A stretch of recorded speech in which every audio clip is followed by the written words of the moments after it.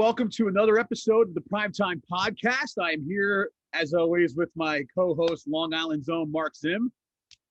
And before we get things started here, we just want to give a quick shout out to a couple of sponsors here. We've got one over in Fairfield, New Jersey, Artistic Signs, very good friend of the show, provides signs, banners, vehicle wraps, all your print. What are you making sarcastic faces for already?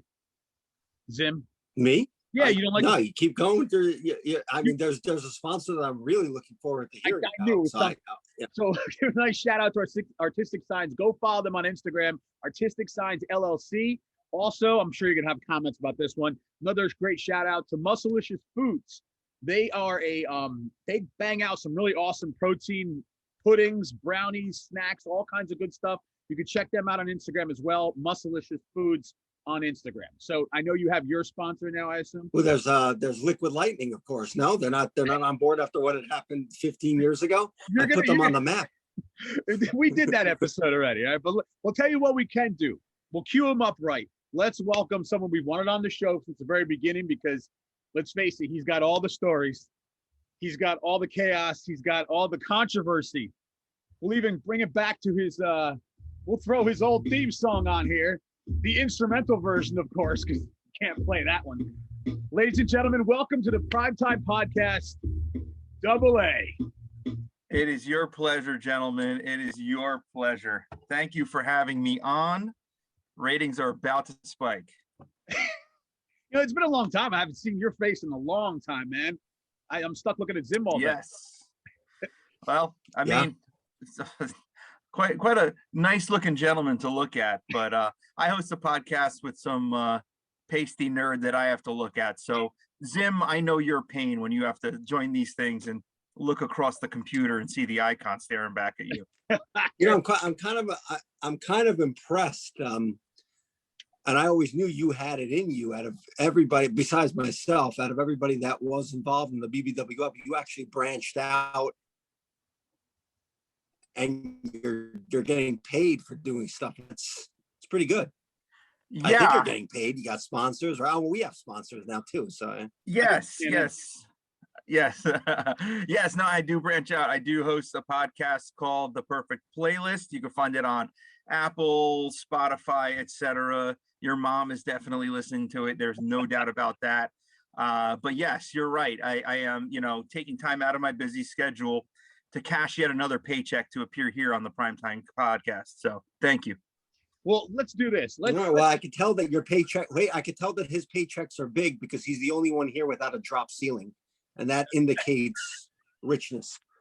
Oh yeah. True. Well, not true, but yes. There is a drop ceiling. All right. I don't even have the BBWF poster. You got the BBWF poster behind you. I don't even have mine. Yeah, I did. I found it in storage. As I was looking for other stuff. I was looking for the Alex Londano DVD, but I found this instead of here. The best of Alex Londano DVD. Yeah. So let's go. Let's address the elephant. Oh, he's got the right idea. What are you're drinking the heavy stuff tonight, huh? Oh. Yeah, you go with some brown liquor when you're hanging with the boys, He's got. You sure that's not the New Jersey water? God damn it. You know me, Zim. I'm born in swamp ass Jersey. That's all I can. I gotta find that too in storage. Yeah. What, your track? Yeah, I can't find my track. I'm gonna find it, and then we're gonna re-release it eventually. Once it's in the budget, we'll re-record it. Okay. So here's what we'll do. We'll address the elephant in the room here, or the elephant that's not in the room here. But we could go back all the way to 1992, actually. I mean, how you got involved. I got involved with you. It was basically just conversation about wrestling, your interest in wrestling, my interest in wrestling. I expressed to you what was going on as far as what we were trying to do. Start out in basements and backyards and everything else. And everybody has their own opponent of choosing or not choosing, or just somebody you just want to really just punch in the face. For you, it seemed, and if correct me if I'm wrong, was either my brother, the Dragon, or the Marvelous One. Now, Dragon, of course, is supposed to be on the show tonight. And one of the topics alongside of you and the Dragon, the reason we wanted to have you both on at the same time is because he's not here. And you, I think, have experienced plenty of times where we wanted to have the Dragon versus Double A. and we just never got to put it together. And now tonight we didn't put it together. So it's, well, I mean, yeah, no surprise you book myself and the Dragon on something, and guess who doesn't show up? The Dragon. right. That guy's got more excuses than a pregnant nun. Okay, that's all I'll say about him.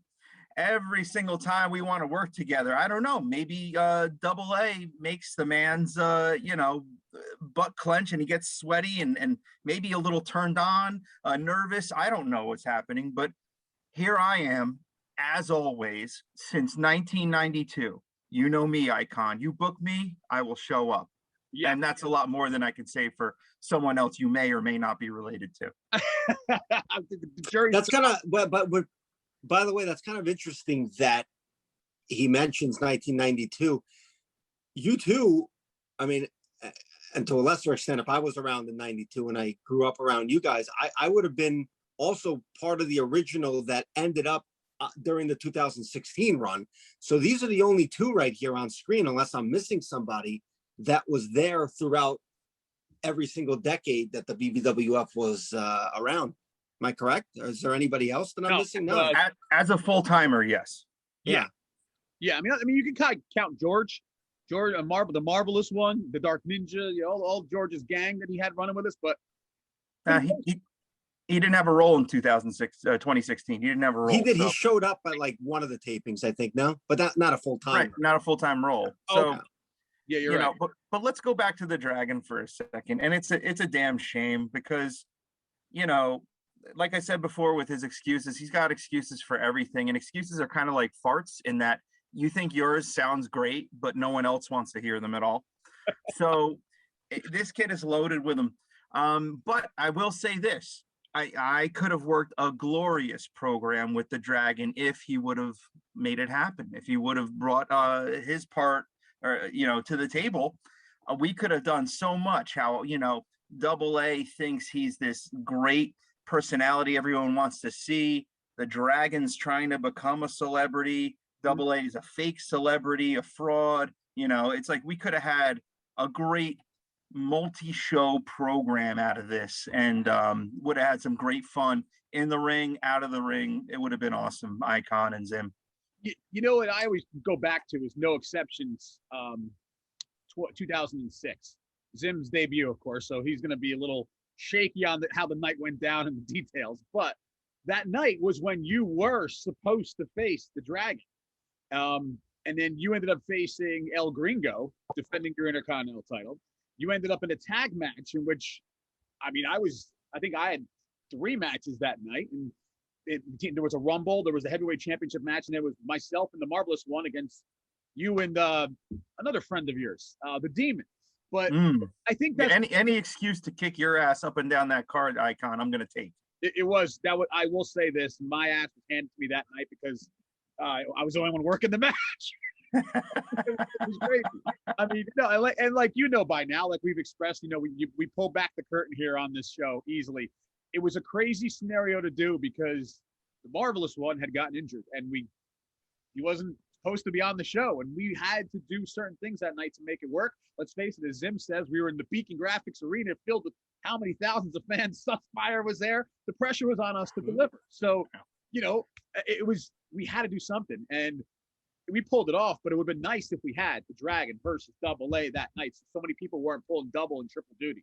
It would have been nice. I don't know if you fellas remember, but I walked out to the ring for my opponent, but then I looked over to my left and I see the Dragon sitting in the audience, next to that trailer park swine that you call an audience in the Beacon Arena. I see him sitting there and I said, you know what? I'm going to grab the mic right now. I'm going to take a shot right at him. And it was highly misogynistic. I think I talked about him being on his period and having a visit from Aunt Flo from Red Bank. Yep. And thus the reason his gynecologist wouldn't clear him for the evening or something, something to that. That was it. Something to that extent, right? And then I moved right along and did my usual routine of insulting virtually every person in that audience, my opponent, etc. But I have to tell you, working the show aside, yes, there was like a little part of me that was like, all right, I got to take a shot at this guy. I can't just let this slide. You kind of have to. It's kind of like tonight. Like, I'm pretty sure once he watches this, he's going to be like, oh, come on. But, like, you got to expect it. Like, we when you're putting this together and it means a lot to everyone who's involved in it and you're not a part of it, it's gonna piss some people off. And you just gotta kind of just roll with the punches. You know what I mean? Like, Yeah. I mean, if Zim's child ruined this night, I mean, we would have been pissed off at the kid too. So I mean, that's really, you really can't help that either. No, I'm already pissed off at the kid. You know, I mean, that's the way it works. You know. At least you didn't use that BBWF banner behind you to wipe up the puke on the floor. So forget it. That's what the hell. Well, that was the next option. I mean, if it was up to the lady, she hates that thing. So you know, but I think it's great. I mean, there's me in the corner over here, but there you are. You're here. You're on this poster like 7 times. It looks like 1, 2. Well, you know, the point of a banner is to attract attention, and what does that better than me? I got to be honest with you. And it's funny. I mean, I'm not going to argue that he was a top draw, and you know what? From a newcomer coming in, and myself in the 2006 run, you know, I thought the Dragon was very popular. He had that whole little reveal at that Battlemania show. Everybody's gasping in the crowd that he comes back, and you were right. There could have been money to be made between the guy that wants to be the next Bruce Lee in Hollywood and the guy that's already a celebrity in New Jersey. Because, you know, I've seen you operate at these clubs, especially the mid-aughts, over, you know, the Lounge 46s of the world and whatnot. You were a heavy hitter.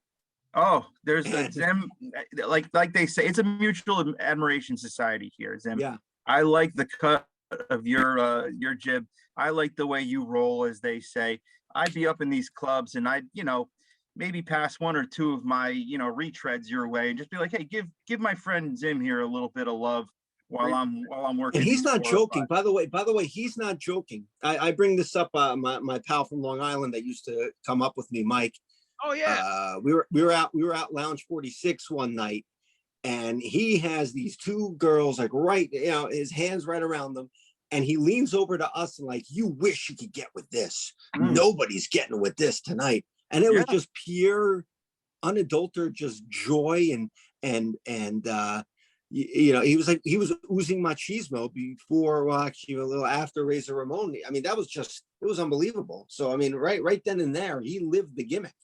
Yeah, they call me the late night organ donor for a reason, Zim.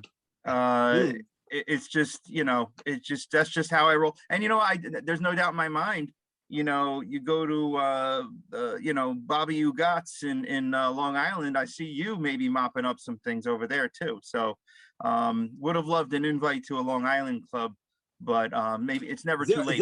There was, but I mean, you never had the time. You were always, you know, out and about doing your thing. The Dragon never shows up anywhere. So I mean, that's true. You know, I couldn't count on him to give me a ride. Yeah. So I mean, there is a little black square over here that I see that could have been in this spot. We could have done something like put a dummy there or something. You know, that would have been. Oh, no, the crickets was Mac. I'm sorry, you're right. The cricket idea. Yeah. Yeah. But it's funny if you actually you referenced Battlemania 06, which was again another homecoming episode for the Dragon. And correct me if I'm wrong, I believe the initial thing we wanted to do was when we knew the Dragon was coming home was book him right against you, Double A, because you were the IC champion at the time and the hot commodity was going to crown you.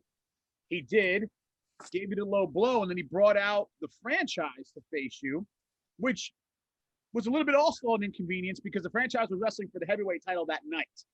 So again, that was another opportunity I think we missed in 06 of Battlemania to have, you know, Double A versus the Dragon. It just never happened at all. But yeah, the hot commodity is one I would have loved for a healthy hot commodity to be at that show because he was injured, had to forfeit the title to me. I mean, who else deserves it more than me, right? So you've got the hot commodity who, you know, listen, Icon, Dragon, look, those in my eyes, all jokes aside, in my eyes, you two were got the biggest reaction from the crowd. People were there to see the both of you either fight other people or fight each other, always a draw.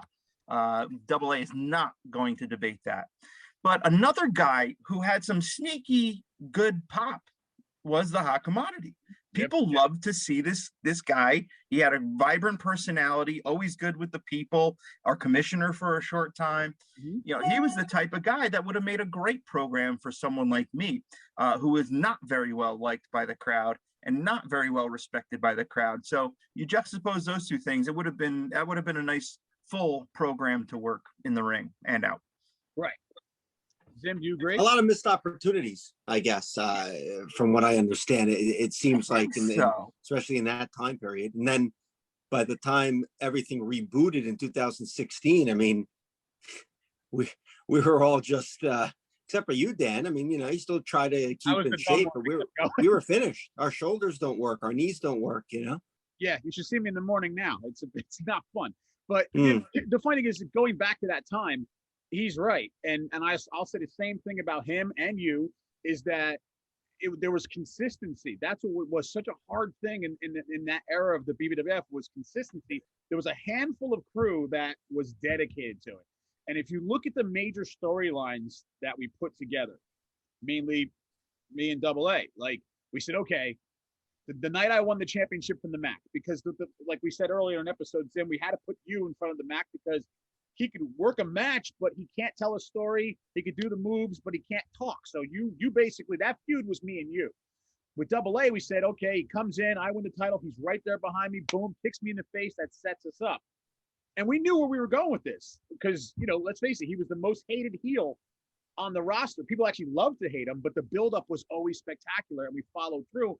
And then we had, I believe, you won the Fatal 4-Way at Over the Edge against the Marvelous One, the Franchise, and the Mac, in which I was the ref. And then we even positioned the Dragon to be the special guest referee in the match with Double A and I, in which that would have been like a nice way for him to stay involved in that angle.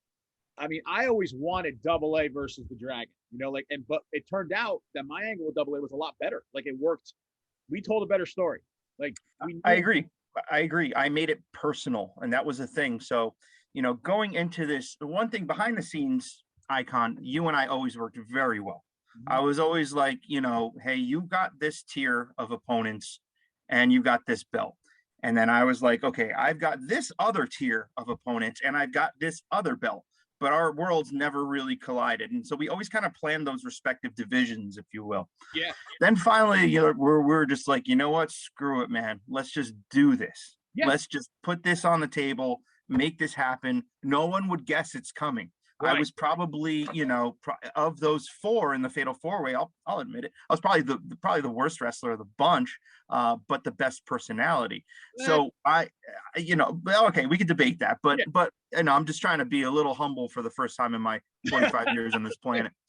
But I will say, though, I knew you were going to have family there. I knew it was a big moment for you. So you know what?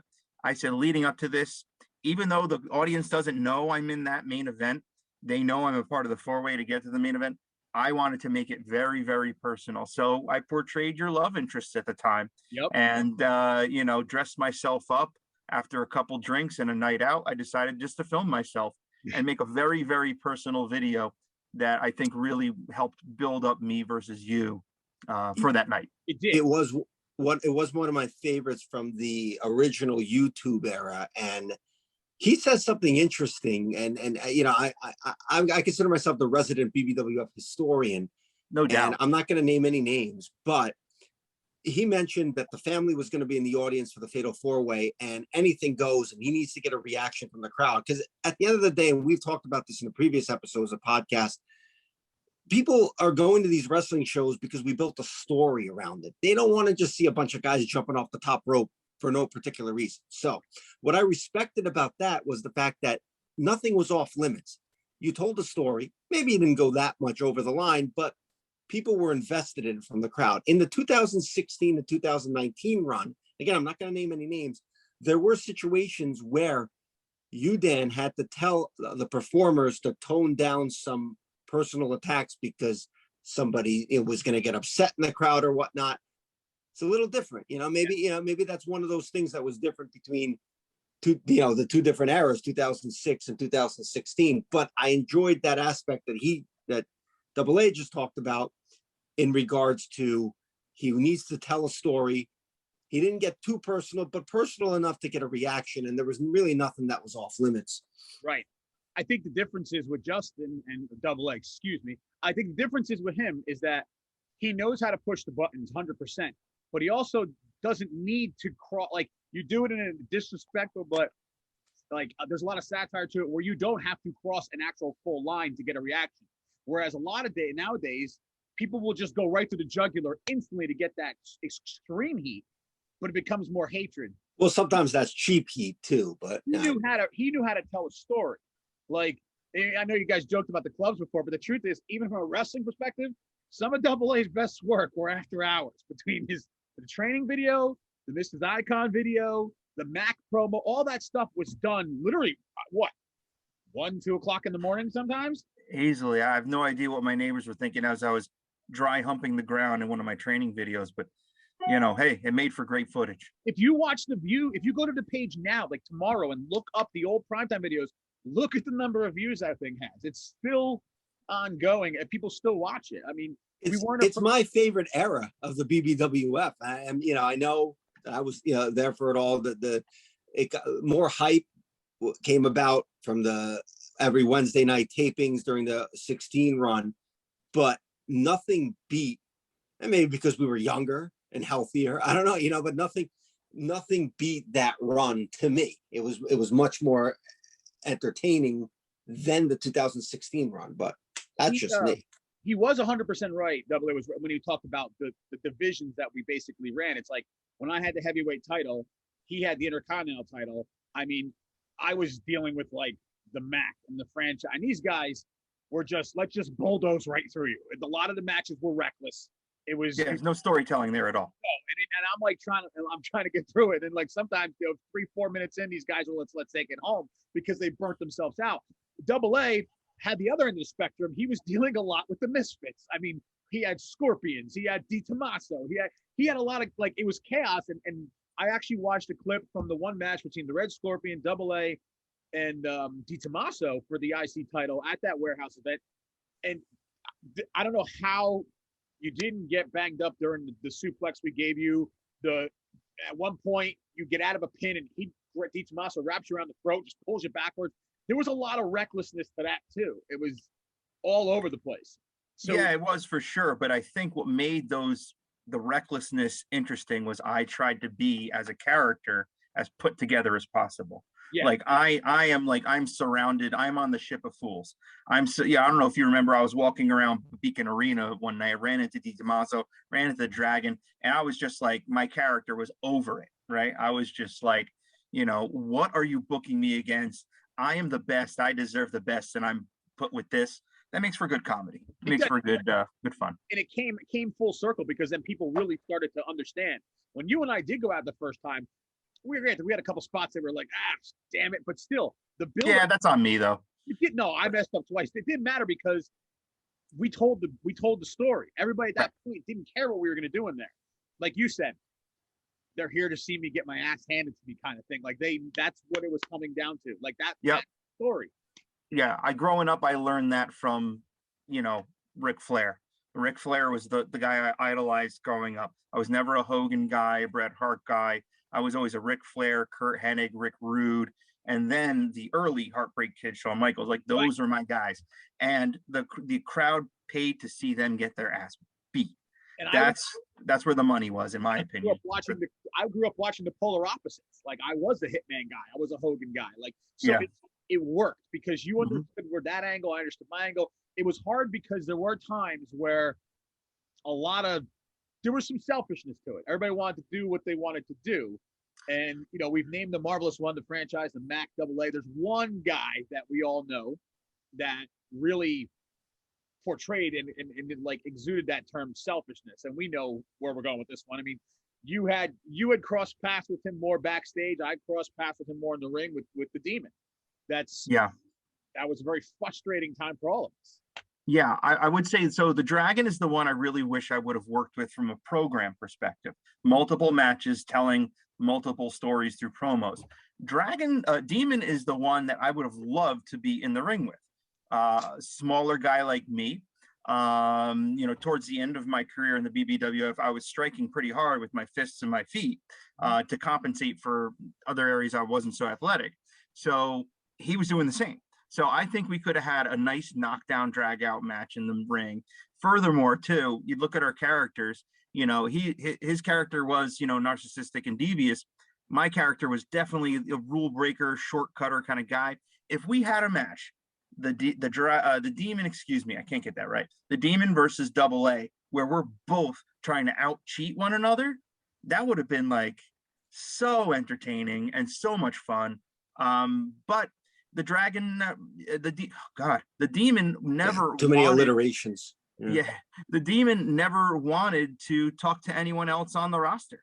You know, Icon, he was just after you and the belt, and that was the only. It was such a one-note character who was focused on one thing, and even backstage didn't want anything to do with anyone else's programs or building anything else for the show itself.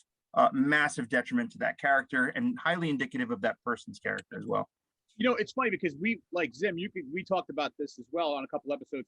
A lot of the guys, like, there was a lot of good creativity to the BBWF. And I'll give Marvelous One, I'll give George all the credit in the world. Like, when he had a concept, he wanted to put everything into it. Whether it took off or not is different, but he still gave it everything. And he wasn't shy. And you know, he wasn't afraid to, hey guys, what do you think? What do you think? You had a lot of yourself in Double A, but you knew that when you kind of walked the back in the curtain, you weren't going to go mouthing off the people that you were there. Like, it wasn't, you knew the difference. He took it as a huge ego thing where he thought that as soon as we walked in the curtain, everyone's looking at him, we're going to laugh at him, we're going to talk shit to him or something, whatever it was. No, who cares? And I think that all goes back to literally before we even were doing this stuff in front of crowds. You know what I mean? Like, he always had something to prove. That's where it was. I mean, personally and professionally. And that kind of ruined it, because I always thought he was a great storyteller in the ring. You would have loved working him. I can tell you firsthand, laying those shots in was so easy because you were just like, oh man, I'm going to, like, hey, if I happen to kind of slip on this one, no problem. I got you. Give me the receipt. It's worth it. But he was so, you're right. His ego just got in the way of everything that was good. Yeah, it's unfortunate. You know, it's because we could have done a lot of great things with him. You know, he wouldn't allow us to use him when booking and promoting shows. He was afraid of what other people outside of the ring thought of what he was doing. So severely limited there too. So how do you have a champion that you can't put on a poster? Like, what good is that? I remember that. Yeah, that was hard too. It's crazy. But you know, I'm not trying to badmouth him. I know it sounds like a little salty, but it's more like, it's almost like I wish, because there was a lot there that we could have done so much more with for the benefit of him, which would have pleased him very much, and the Federation. You know what also sucked too is back in that day, we didn't have texting. You know what I mean? So a lot of that, how many phone calls over and over? Like, there were times when I would just write it up, send it to you, say, hey, bro, what do you think if we did this? It was very easy. Even George was very easy. It was kind of like, as soon as he got, well, I'd rather do this. I don't want to be part of this. And maybe it's my fault too for kind of saying, you know what, bro, either do it or get out. And in the very end, it's kind of what I did. But it was funny because as soon as we came to 2016, then it was like, you get a message. Yo, I heard you did this and blah, blah, blah, blah, blah. Because what's his face? Benetto was telling him, which is fine. But, and because he was happy with what he was doing. Yeah. Ariok's a good guy. I like him a lot. Yeah, he's Ariok. I mean, especially in 2016, Ariok was the one who impressed me with just being around, setting up the ring, doing a lot of that behind the scenes work, and just really, you know, just being a team player in that locker room, which is one thing that was interesting to me about 2016 was that. And speaking of the locker room, Zim, what were your thoughts on stepping into 2016 from the era that we came from now to something that was like highly professional? You've got someone from TNA Impact in that locker room. You've got excellent professionals from Creative Pro. There's a certain etiquette there. There's just a lot to it. What were some of your thoughts stepping into that? I'll be honest, I hated it. I couldn't stand it. You know, once One Night Only was booked and I saw, you know, the card, to me, especially that first card, and I understand why you did it. You know, you have to make some money, but it just felt like all character from the BBWF that I knew, even though we had great talent on there. It just didn't make any sense. I wasn't invested in any of these matches. It didn't make any sense. I mean, you tried to do that storyline with the main event with the Juan Francisco. That was cool. I was invested in that, but none of the other matches made any sense to me. But as we went along and we did the YouTube tapings every week, we started to develop. We took those guys, and some of them that came along, Jimmy Conway's of this world. Jimmy Conway's a perfect example. He's a good talent. He's a good guy.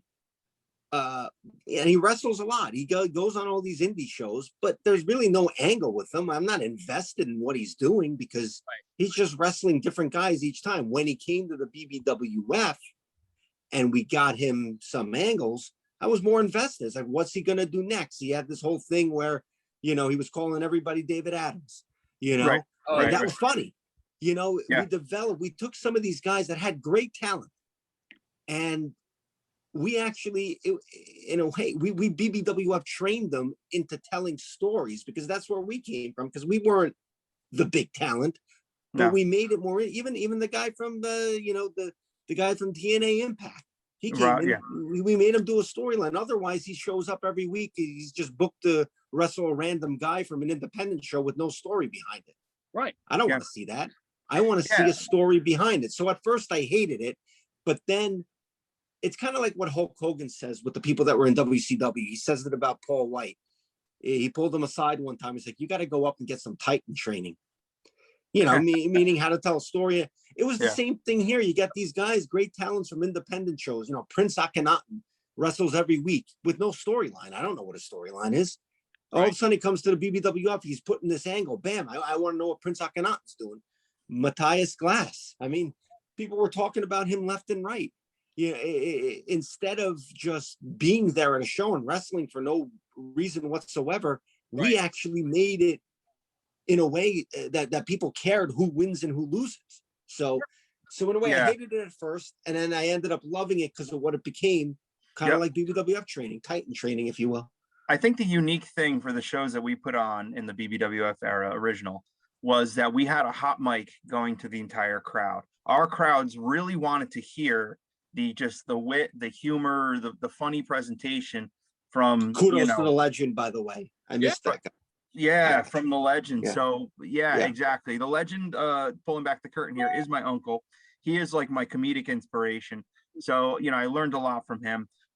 So that was a shock to me that suddenly I'm put on commentary and then it's like, okay, but there is no mic and then there is no real recording, which is fine. Again, that was a lesson. It was like, okay, all right, these guys don't want to hear the guys in the ring, the professionals don't want to be distracted by the likes of me and my uncle just talking smack into a microphone on a PA system.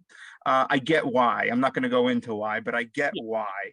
And it makes sense. But that was a big shift for me, being in the commentary booth. I joined again in 2016 to help out my friend, Dan, the Icon. Not patting myself on the back, but just that's the type of professional I wanted to be, to help my buddy who was doing something new but familiar to people. I just wanted to get out of the house. So there's that too. and that was a big risk, but I also didn't want to do that kind of stuff. Like, to me, I loved the 2016 show, the one night only show. I thought was great. I thought what we did in the beginning of the show was awesome. I wanted to work with Juan because I trusted him, working with him in the ring and the angle and everything else. But if you guys weren't going to be a part of it, there was no point to do that. You know what I mean? Like, I wouldn't have gone back to it. And it's funny, after a while, it really began to wear on us. Like, that became so much, and there was a lot of money invested, a lot of money lost. But it was a gamble. If it had taken off, it would have been great. But we were doing stuff that nobody really was doing.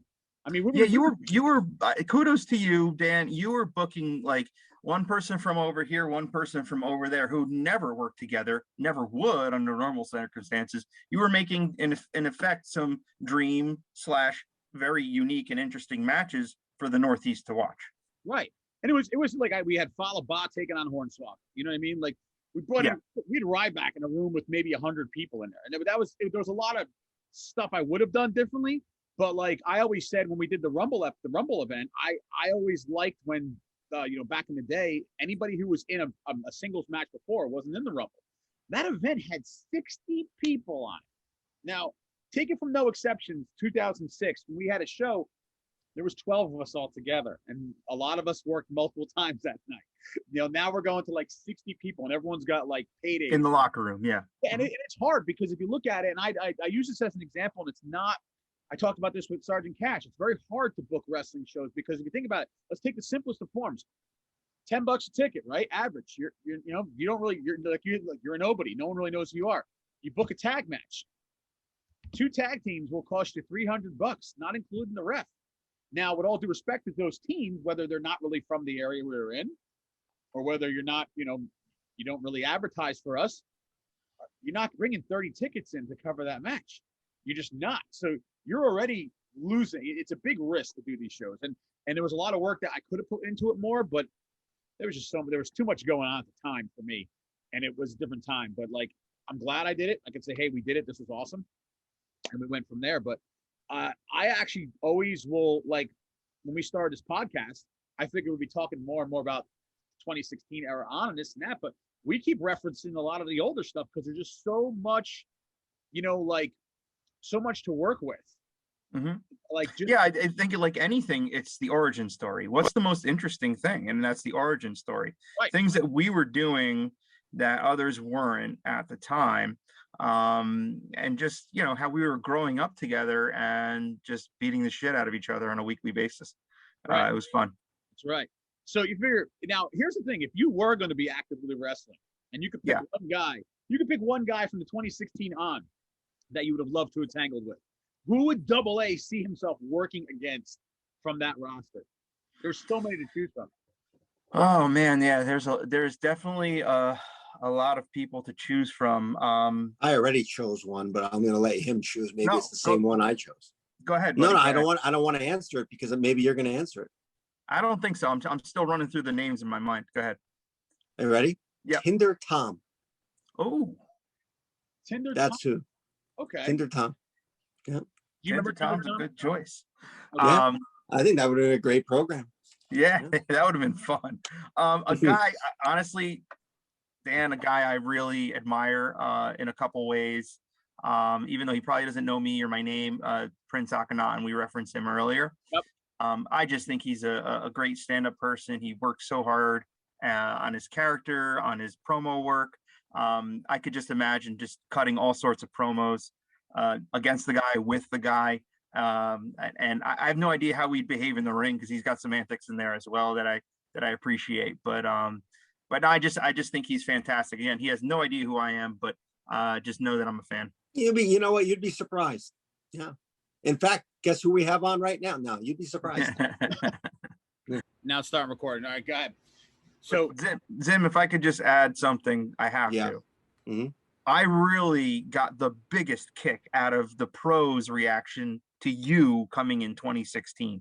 They had no idea what to do with someone like you. Some of them hated you. Some of them were baffled by you. And the few I could see in their eyes, the few that were entertained by you. And I was like, you get it. You get it. I didn't care. I'm one of those people, and I think that's in pro wrestling right now. Everybody you gotta try stuff. That's why I love the guy like Kaufman. He was from Hollywood, but he knew how to tune it in. He, most of these guys, I remember a couple of years ago, they had those two SNL, the program with Braun Strowman, and they just wanted to be cool heels, and everybody liked them. Andy Kaufman didn't care. He wanted to be hated. So I came in, I wanted to ruffle some feathers, and you did. There were a lot of people that didn't like me, but I didn't care. I mean, I don't care. I have my friends. Yeah. I'm secure enough in my personality, and I think it just made for some great, I'm going to say television, but for some great YouTube. So yeah, and even I'm when the sorry cameras if I offended you, but I think I entertained it. Oh, you did. And even when the cameras were not rolling, I just just the sheer bewilderment from many. Just know that was insanely entertaining for me. Maybe not. I had eyes in the back. I had eyes in the back of my head. I knew what was. I got the biggest kick out of it. And there was a lot of stuff, that I did. I was throwing everything because I knew that was going to be the last run. We were nearing. I don't think we're going to be able to do this as 55-year-olds. I mean, I'd love to, but it wouldn't look right. But Definitely not. So I just wanted to do everything, and that was my last run kidless. So now I look tired. I'm fat. I got these boobs bouncing up and down, but I mean, that I just had to throw everything out there, and I'm glad you saw that too. I'm glad you got a kick out of it. I did too. So absolutely. Yeah, I was a little lost coming in there because I was torn between learning what the professionals do, because there is a whole like process that they have with shows and bookings and backstage etiquette and stuff. So I was listening to the Creator Pro guys as much as I can, unbeknownst to them, just how they bounced off each other and how they talk. So I was really keeping like the character Double A in check. I really, really was. I mean, on the mic, me and the play-by-play guy, yeah, I'd open up. But other than that, I do wish I was a little bit more outgoing and more myself. But it's tough. I remember that there was a Sports Universe show, and the Wrestle Pro guys were there, and I did something at the beginning, and they were just ripping me apart. They couldn't stand me. And it doesn't matter because what am I just, but I remember that moment particular. They legitimately just couldn't stand me. They were just ripping me apart. And, I get it too, but I forgot about that. It just jarred my memory. So there you go. It was fun. I mean, it was fun. Just getting a reaction. That's what people like you and I live for. Oh, I love it. Oh God, do I love it. I wish I could do it every day, but I gotta, now we got cancel culture. I actually lost a gig. I had a gig. I don't want to get too personal here. I lost it due to cancel culture and my Twitter account. So it is what it is. You gotta help. Yeah, I know. I gotta get a little. I wish the Dragon was here because he'd appreciate my Twitter, but that's for another podcast. We'll get him eventually. The favorite match that never happened, Double A versus the Dragon. But in all the matches, whether it be in front of a live crowd, not a live crowd, we did so many matches that a lot of people will never see because a lot of it was VHS. And I think the person that has them, Lord knows what he's done with them as far as the Marvelous one. But what would you say, favorite match? What was your favorite match at any time with the BBWF? Man, I have to say I liked brother versus brother. I liked even the first time, Dan, even the first time you fought the Dragon, I have to say that was one of my favorites simply because I was calling it. So I had a front row seat. Yeah. Again, not to bring me into it, but it's just the fact that like I had like the damn thing wrote itself. The script wrote itself. Brother versus brother, right? Yeah. And just seeing the two of you playing out, you getting more and more frustrated as the match went on and getting more aggressive as the match went on. I think that was probably one of my favorites to be around for and be a part of. Yeah. All right. What's favorite match? I got one. Yeah, Zim. Oh, I got favorites from both the eras. So in 06, it was Wrath versus Londano. That was the 06 one. Clinic. But in 2016, now we're going to talk about a guy that was a polished pro. Maybe he got BBWF training or he went off the script. Do you remember that fatal three-way, Eric Andretti, where he faked the knee injury? Oh, yeah. That was mind-boggling. The acting, everybody in the building thought that he was going to lose his leg. Yeah. And then he came back. We're and talking the boys in the back, the locker room, the boys in the back still weren't in on it. Like he was selling that backstage. I love that stuff. I love that stuff. The only people that knew were Juan Francisco and Robbie, and then me, because we didn't want people freaking out when he finally came to the back and was like, "Yeah, I'm good." Like that. I loved it. The only tell was I was in the commentator position. I looked to my left behind the curtain. A legit EMT guy from the crowd was an EMT, came sprinting into the back. And then I see Andretti just give him like the old wink, and I'm like, "Fuck you, dude." Yeah, because he came to the curtain and sat down, and it was like, but we told it pretty well. I mean, that was he did a great job. He did. I know things got rough for him in the end, but it was I always liked when he showed up, and he was a good champion. I think the Marvelous one's trying to get to my door. I gotta get out of here. We get out of here. We'll wrap this up for tonight. All right, Double A. Always a pleasure, man. It is on here. God, it's so good to see you, man. Legit. I feel like we can always talk for hours. Right. And then let alone about the BBWF. So you know, I find it funny. I started out the show very much in character, and now I'm like very much just me at the end. It's tiring. I hate the character. It was nuts. It started with us and so long ago, and it was like we've kind of seen everybody come and go. All the guys who were great, all the guys who complained. It was just nuts. And if you think about it, we've spent countless hours on the phone. You're like, oh, maybe he's complaining about this or this. We could do this or this. Let's do this.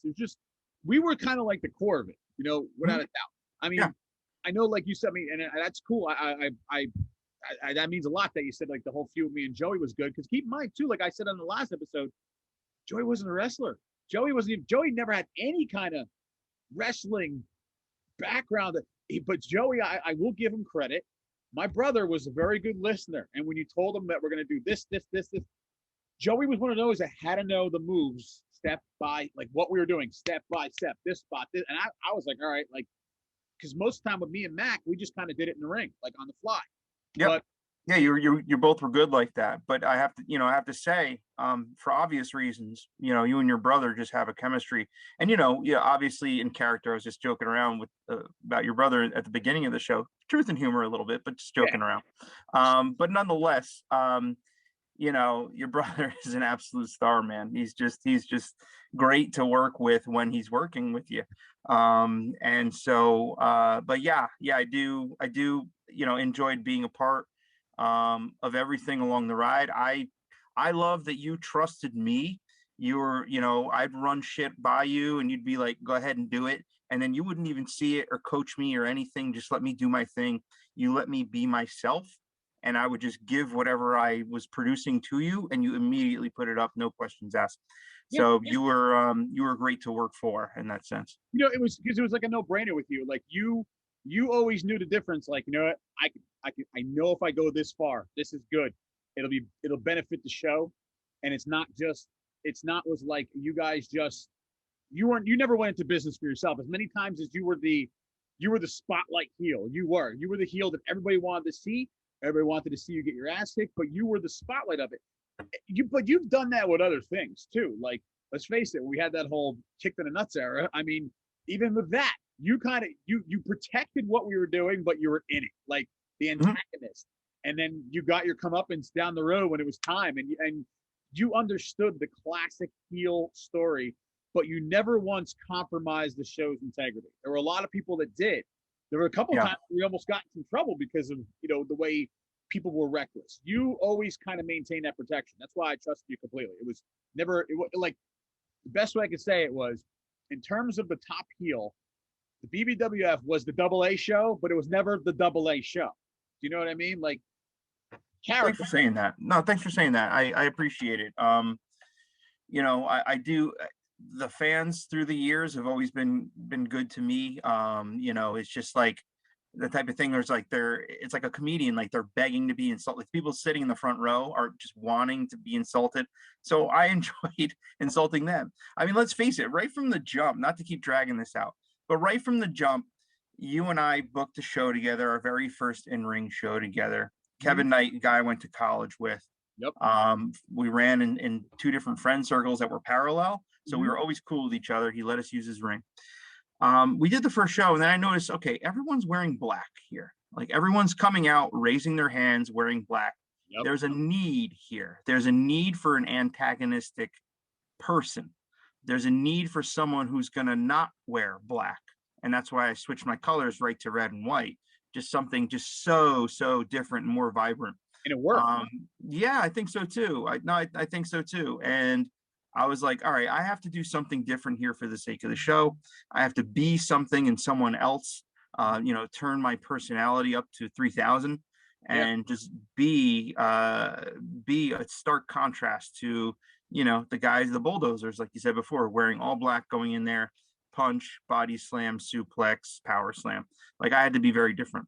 That you're right. And honestly, I think that's where a lot of it comes out in our personalities all around, not just in wrestling. Because if you look at it overall, you and I were very much like not afraid to get involved in something, not afraid to do it. Like, and we for the most part, we always said that, you know, I don't care how old I am, if I could still physically do it, or if I could still be a part of something, it's like doing this shit now, like, and you doing your podcast now, or me getting more involved with other shows now. Like, if you could do it, do it. So many, Yeah. there's a lot of people in that whole crew that are more like, I can't do that, or why would I do that? I don't know if I want to do hemming and hawing type stuff. Whereas, Yeah, or they only want to do part of it. They're not fully committing, you know, and you don't need that, you know, just like any opportunity at your job or otherwise. If you're handed something, you have to just own it. And you know, a few of us certainly did.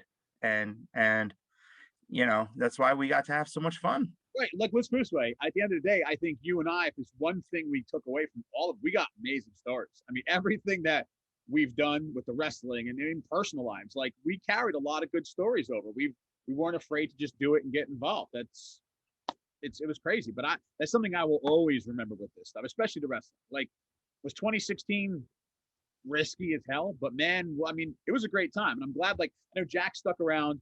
I know, like, Joey and like George, they came involved in it in the beginning to be a part of it again. Great. But like, you know, Zim wanted to be a part of it more, but like, he vented his frustrations. But you and I kind of stayed more with the consistent angle of it. And you learn there's drama. It's like high school, but Yeah. at the end of the day, I think we did something great. We really did. The guys that I interview now, like Cash and Reedy, it's heartbreaking to them because they were coming into their own from the IWF and learning more. I think they learned a lot more character development with us than just the wrestling holds, but all that footage is, you know, it's no man's land right now, which That's okay. yeah, it sucks for them, but they got plenty of memories going forward, you know, like, but I mean, either way, man, like, even doing stuff like this, like, we could literally, like you said, we could literally talk for hours. This is something she's going on and on and on, but Yeah, no, we could. I mean, you know, thank you for having me on. I hope this didn't come across as too like self-flatulating or self-congratulatory. this is Um, perfect. but I've just never talked about these things in my life. I've never had the chance to talk about the decisions I made, why I did what I did, my philosophy before with anyone. I mean, we just kind of did it, you and I. We didn't really question it, you know. So it was great to finally talk about this after 25 years. Absolutely. That's right. It's been now. Jesus Christ. God roll. Well, look, man, thank you very much for being a part of the Primetime Podcast. The show, you obviously know how much it means to me. I'm glad you were on to be a part of it. We're gonna have to get you back here again because there's just so much more to go through. I'd love to. Yeah, I'd love to, you know, come back again, take more of a back seat, not talk as much and be the guest. I think But maybe yeah, you and I should do the one with Get the Dragon on. That should be the conversation, right? yeah, we'll have a little back and forth like I know only he and I could. Oh yeah, that'll be good. Well, I'll let you go, man. Get back to your you know, your lovely daughters there and your family, man. Thank I'm you. glad you're doing well, bro. And I'll see you down the road.